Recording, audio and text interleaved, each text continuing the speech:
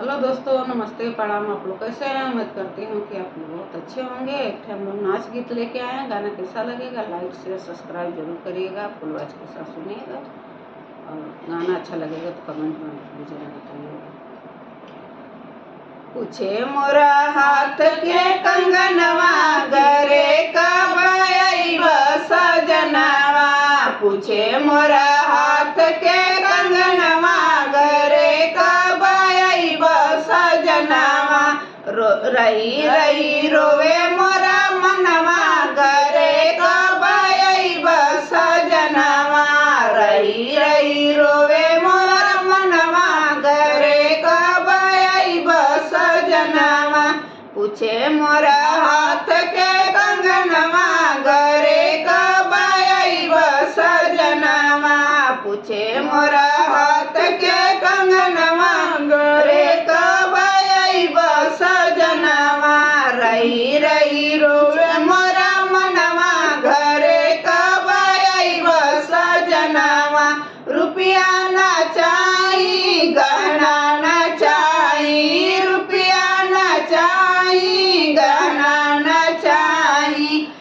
रुपया ना चाही गहना ना चाही, रह मोरा आँख के समनवा घरे कब अइबा सजनवा,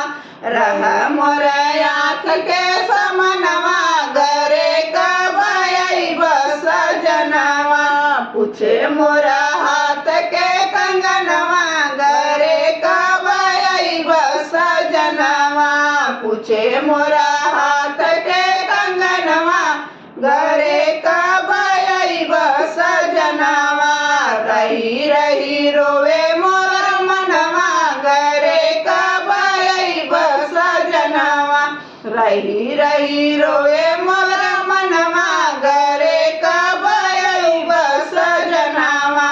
साड़िया ना चाही चुनरी ना चाही, साड़ी ना चाही चुनरी ना चाही, नाही बाटे कौनो सपनवा घरे कब अइबा सजनवा, नाही बाटे कौनो सपनवा घरे कब अइबा सजनवा,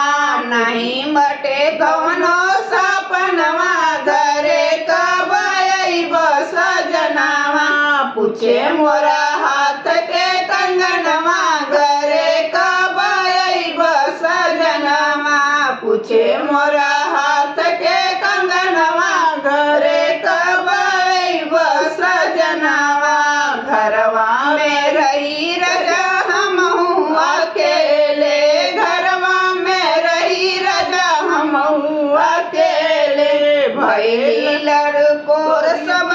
मोर सखिया सहेली, भइले लड़कोर मोर सखिया सहेली, नाही चली कौनो बहनवा घरे कब अइबा सजनवा, नाही चली कौनो बहनवा घरे कब अइबा सजनवा, पूछे मोरा हाथ के कंगनवा घरे कब अइबा सजनवा, पूछे मोरा हाथ के कंगनवा घरे कब अइबा सजनवा, रही रही रोवे मोर मनवा घरे कब अइबा सजनवा, रही रही